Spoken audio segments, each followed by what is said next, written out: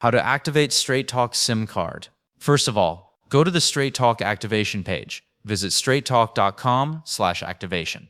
Select whether you're activating a new phone, keeping your current phone, or transferring an existing number, then enter your SIM card number. This is the 15 to 20 digit number printed on your SIM card.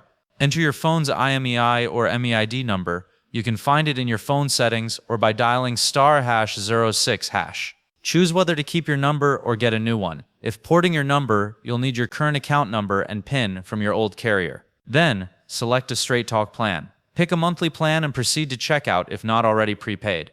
After that, create or sign into your Straight Talk account. Complete activation and insert your SIM card. Once activated, power off your phone, insert the SIM, and restart it. Wait for network connection. It may take a few minutes. Make sure mobile data and calling work properly. You can also call Straight Talk customer service at 1-877-430-2355 for help with activation. Like and subscribe if you find this video helpful.